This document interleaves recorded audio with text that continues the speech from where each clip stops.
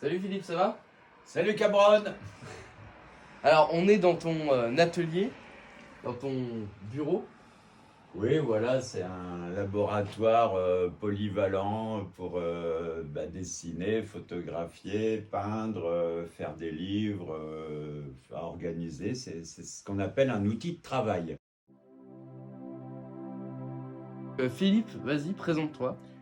Ah bah je m'appelle Philippe Martin, depuis 68 ans exactement, apparemment. Et j'ai été conçu par mes parents qui étaient militaires au Vietnam.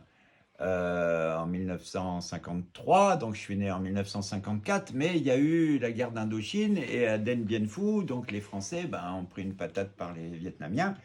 Et mes deux parents qui étaient tous les deux militaires, ma maman infirmière et mon papa militaire, on a été rapatriés en Allemagne où je suis né, parce que ma maman a eu pendant 2 mois le mal de mer dans le bateau qui l'a rapatriée, elle était enceinte jusqu'aux yeux, et je suis né en Allemagne, voilà.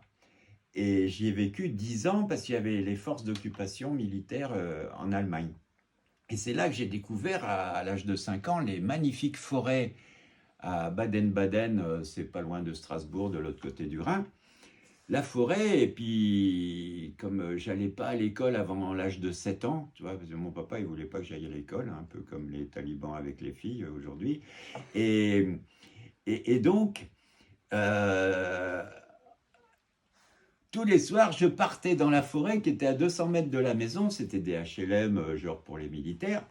Et j'allais voir les cerfs, les biches, les sangliers, les chevreuils, les lapins, tout ça, dans la forêt, tout seul, comme un grand, à partir de 5, 6 ans, tu vois. Puis je revenais à la maison, hein, voilà, puis il n'y avait pas de danger particulier. Et c'est comme ça que j'ai attrapé mes premiers serpents, mes premières grenouilles, hein. Et puis, une fois, je devais avoir 6 ans, hein, on me le rappelle souvent.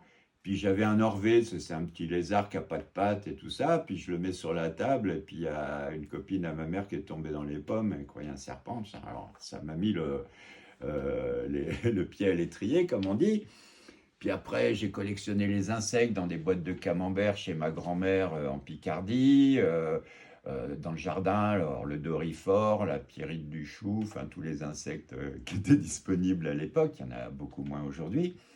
Et puis après, plus tard, vers 10 ans, je commençais à collectionner les fossiles, tu vois, chez mes oncles, mes tantes, un peu partout en France. Et puis très tard, je me suis mis à la botanique à 12 ans. Les plantes, parce que c'est important les plantes, hein, c'est plus important que les girafes, les crocodiles et les gros mammifères africains, parce que très, très rapidement, je me suis aperçu qu'il valait mieux connaître autour de chez soi qu'à l'autre bout de la planète, parce que si on veut faire quelque chose, mais ça je me le suis posé beaucoup plus tard. Et puis de fil en aiguille, j'arrive à Montpellier à 14 ans au lycée Joffre, donc je suis déjà très naturaliste. Hein, c'est naturaliste, et ben c'est ceux qui s'intéressent pas que aux oiseaux, pas que aux cailloux, pas que aux plantes, pas que, qui ne sont pas spécialistes, mais qui aiment tout, hein, mais un peu de tout pour pouvoir visualiser les ensembles. Donc je pars à l'armée à 17 ans, puis je rencontre avant, parce qu'à Montpellier, il y a plein de scientifiques. C'est pas seulement la plus vieille faculté de médecine du monde, hein, depuis 1220, 1220, hein, ça fait 802 ans qu'il y a une faculté de médecine la plus vieille du monde à Montpellier. Il y a des tas de laboratoires, l'IRD, le CNRS, l'Orstom, l'INSERM, enfin tout ça. Il y a des milliers de scientifiques à Montpellier qui connaissent pratiquement tout ce qui se passe sur la planète, hein, sachant que tu as des spécialistes des champignons, des insectes, tout ça par centaines, hein, c'est vraiment un laboratoire. Et quand je tombe dans ce ferment, moi je suis encore ado, je dis waouh, cool. Donc moi, je suis nul à l'école, je suis bon que en sport, en anglais, puis en je sais pas quoi, en sciences naturelles, ouais, 19 en sciences nat, tu vois, 19 et demi en sport, je suis athlétique, ouais, je fais 20 heures de sport par semaine, natation, escrime, course à pied, enfin tout ça, triathlon, machin.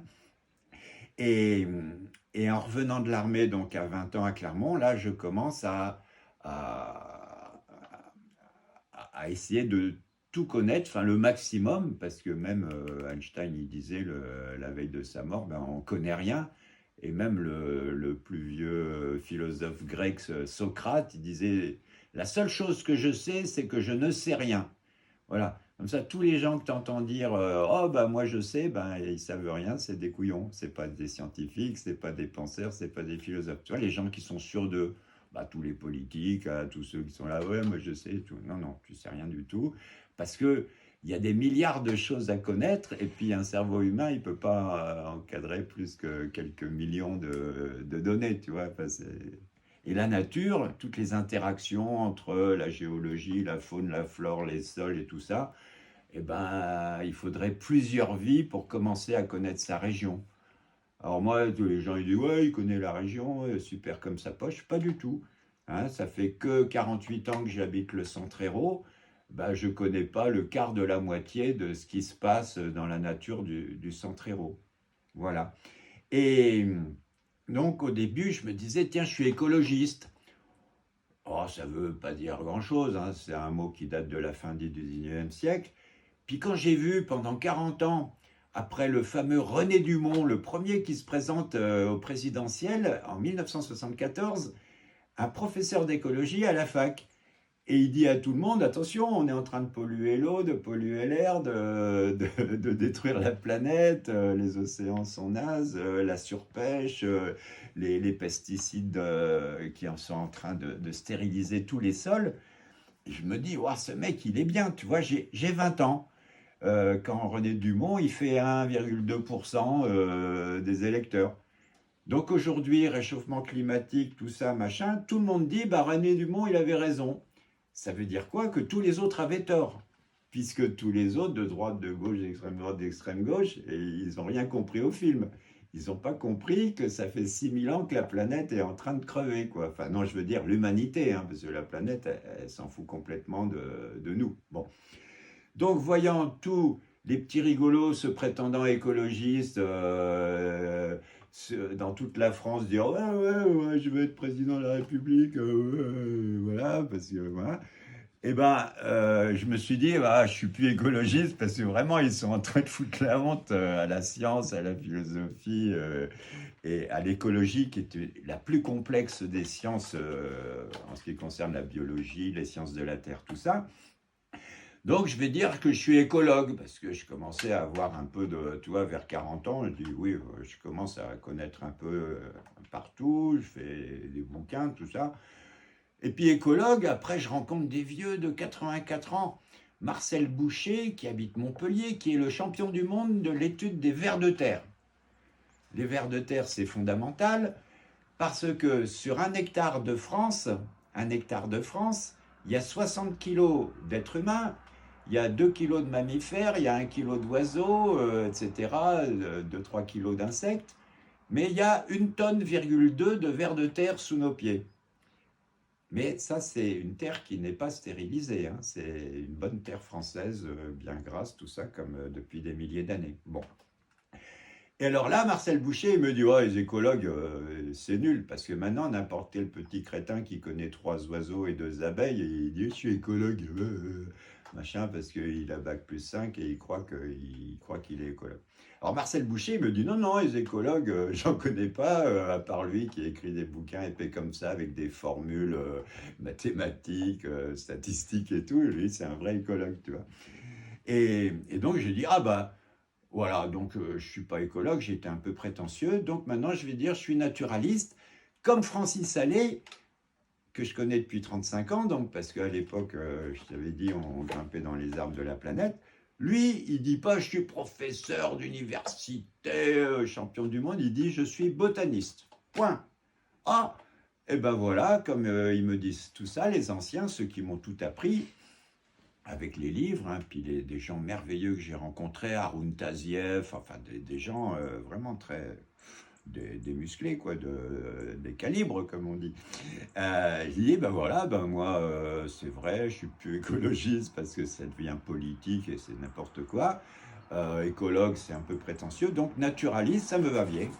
Naturaliste, généraliste. Voilà, et on va finir comme ça. Ça y est, je me suis présenté. Depuis que j'ai 10 ans, hein, comme toi, tu as commencé tôt l'informatique et le numérique, bah, j'achète des bouquins avec l'argent du pain que je piquais à ma mère quand j'avais 10 ans, mais que des bouquins de sciences naturelles. Hein, Ouais. pas des romans, tout ça. J'ai pas le temps de lire la plupart des choses qui sortent.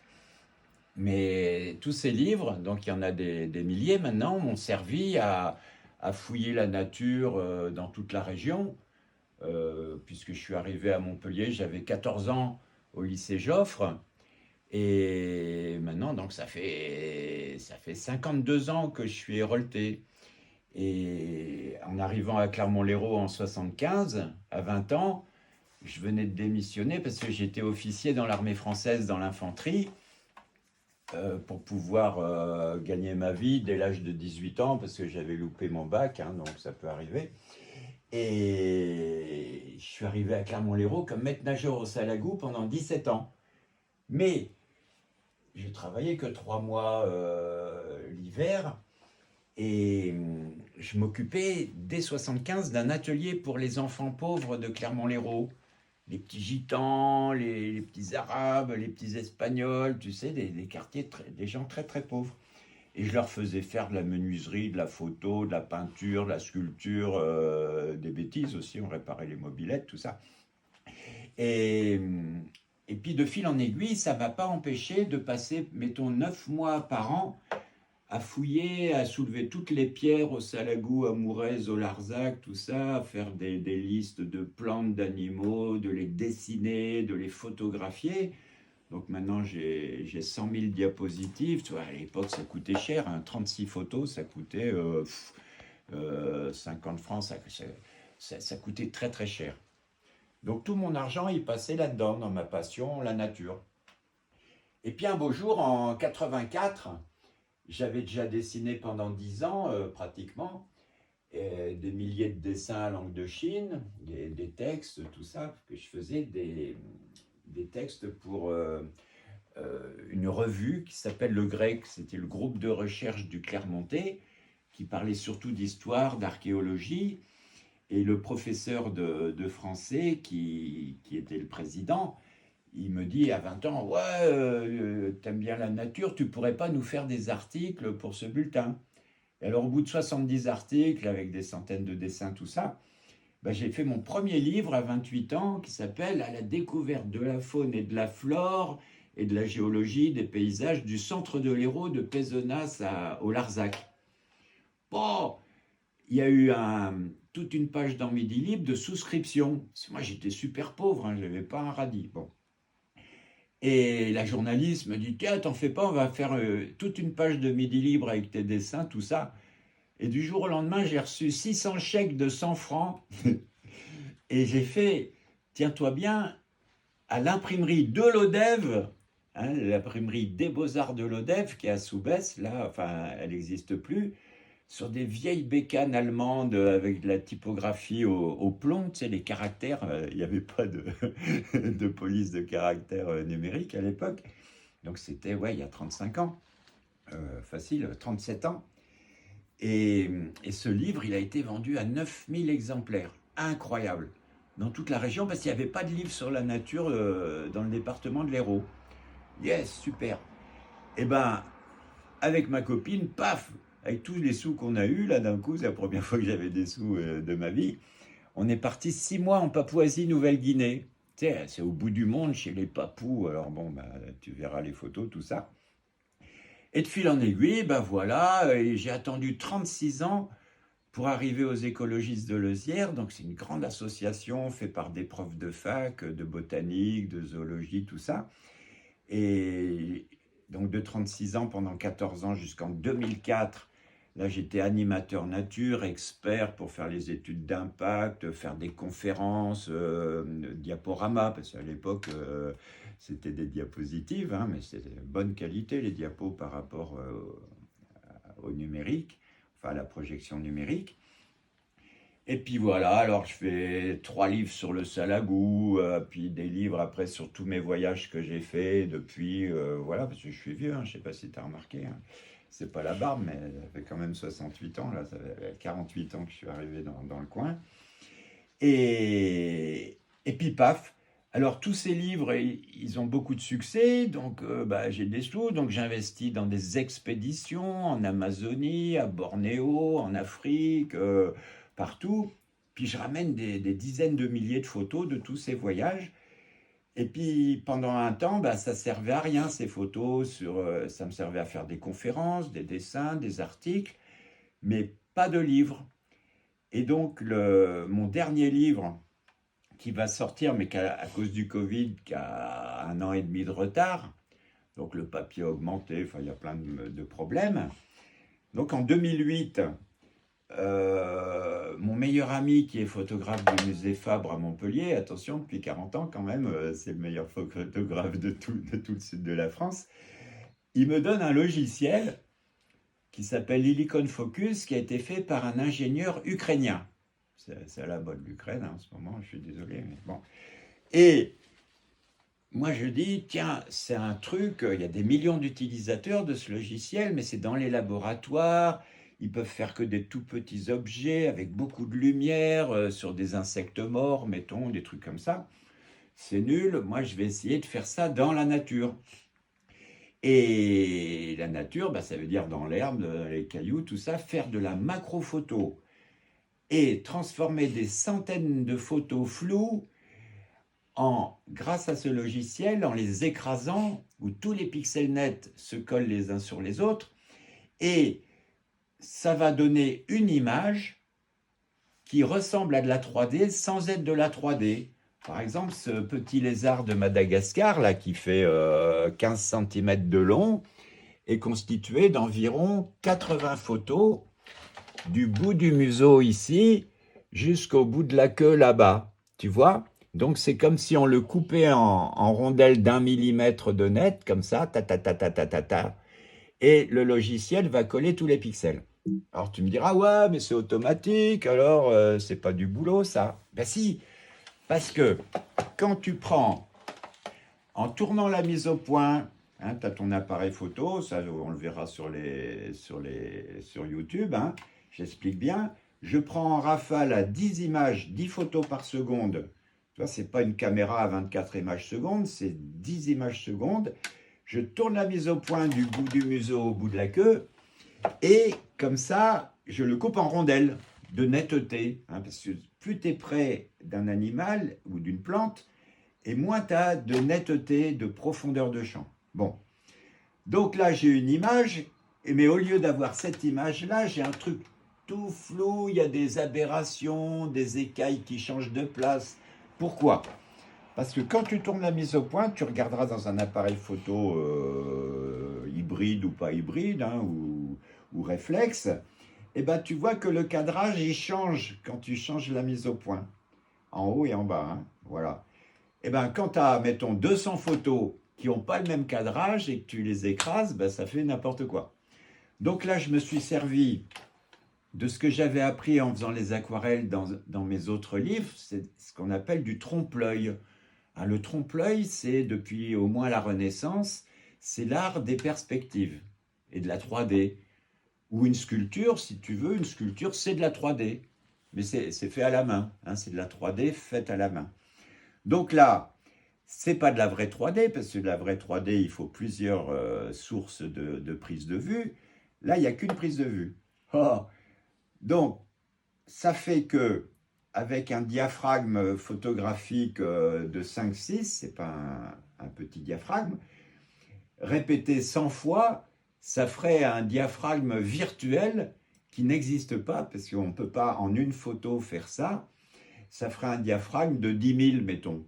Mais ça n'existe pas. Ça ferait un trou tellement petit qu'il ferait un micron que la lumière, elle ne pourrait même pas passer à travers pour éclairer le scanner. Bon. Alors,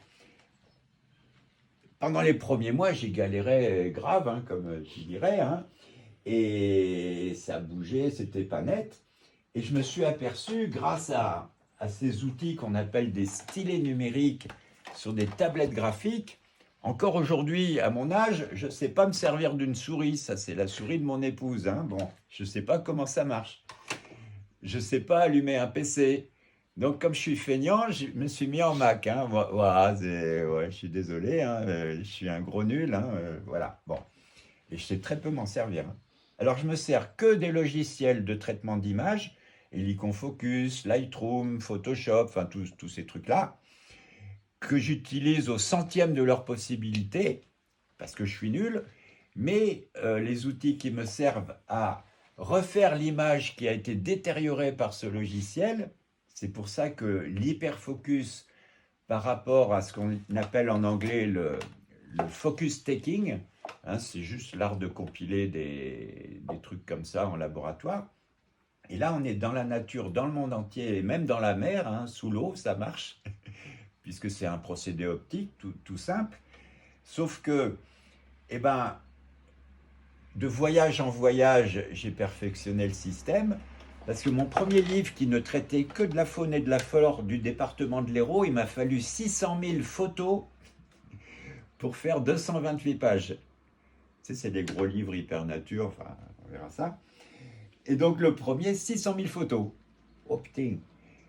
Après le deuxième, c'était juste un complément, j'avais rajouté. Donc là, c'est pareil, il me fallait déjà beaucoup moins de photos. Et puis j'ai une commande d'un livre à Madagascar par un éditeur américain, tout ça, du Canada, qui me demande de faire un livre en un mois. Mais un mois de prise de vue dans la forêt vierge de Madagascar, il n'y en a plus beaucoup, tu vois, dans les montagnes, tout ça. Et là, je fais en 28 jours, je fais 70 000 photos. Des caméléons, des lémuriens, des insectes, des champignons, des machins de Madagascar. Et là sort mon troisième livre Hypernature. Ça s'appelle Hypernature tropicale. Mais il n'y a qu'un pays, tu vois. Mais déjà, je raconte tous mes voyages en Papouasie, partout dans le monde entier. Et ce livre, il gagne un grand prix à Paris, grand prix du livre français sur la place de la Concorde, tout ça, gros salon bourgeois, machin. Ouais. Alors, j'ai le trophée, tout ça, je suis content. Et puis, tout ça fait que après avoir fait un gros bouquin sur le Salagou, là, qui s'est vendu, il y a eu 4 éditions à 13 000 exemplaires, ça m'a payé d'autres voyages qui m'ont permis de, à chaque fois, par exemple, de faire 6 voyages dans les océans du monde, puisque je plonge depuis à peu près 55 ans, à peu près. Hein, j'ai commencé à 14 ans, hein, en 1968, j'ai commencé à la plongée sous-marine.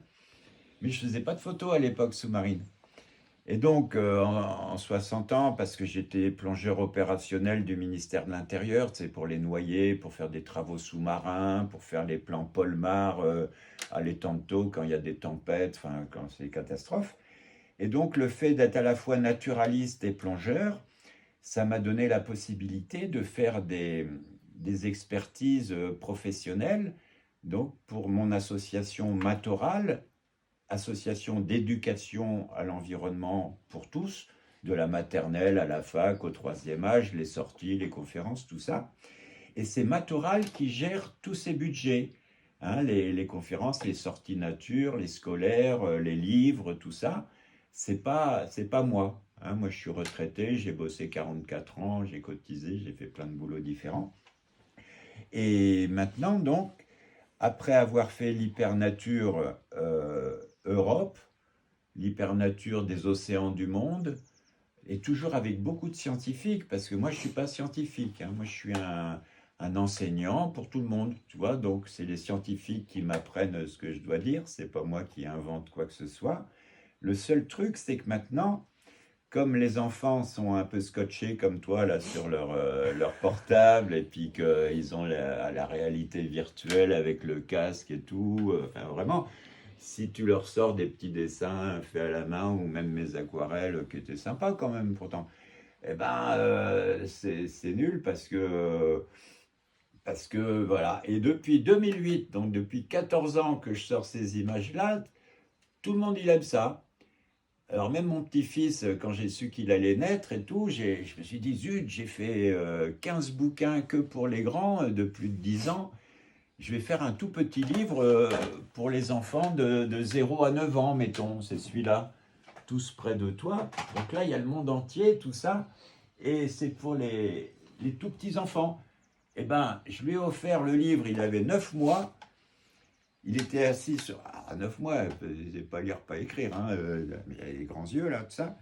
Il est assis sur les genoux de sa mère, et sa mère, elle lui offre le bouquin, et puis elle commence à tourner les pages, et lui dit, oh, il pose sa main, il dit, je regarde. Enfin, il le dit pas, mais il dit, c'est mon livre, je peux le regarder. Il a mis 1 heure à tourner les 80 pages. Vraiment, j'étais fier. Voilà. Et le tout dernier que je prépare depuis 1 an et demi, c'est mes 40 ans d'exploration de toutes les forêts tropicales humides les plus profondes en Amazonie, partout sur la planète. Et grâce au professeur Francis Allais, qui est le botaniste le plus connu en France et dans le monde, hein, parce que lui, il y a 40 ans exactement comme moi, on était 3 sur la planète à grimper dans les arbres tropicaux à 40-50 mètres en haut. Lui, il avait inventé avec ses copains architectes une sorte de montgolfière qui les amenait, tous les scientifiques en Amazonie, en Afrique, tout ça, sur la canopée, c'est-à-dire sur le sommet des arbres, hein, sur un grand filet pour prendre les insectes, les fleurs, étudier tout ça. Et moi, je faisais ça simplement avec un arc, une flèche et puis des cordes d'escalade. Et tout seul, mettons en Amazonie, pendant 100 jours, sans voir personne, avec les singes, les perroquets, tout ça. Et donc ce livre qui devrait sortir en 2023, ça sera mon dernier parce qu'il ne faut pas rigoler, mais surtout après il faut que je refasse mon livre le plus connu qui s'appelle La nature méditerranéenne en France.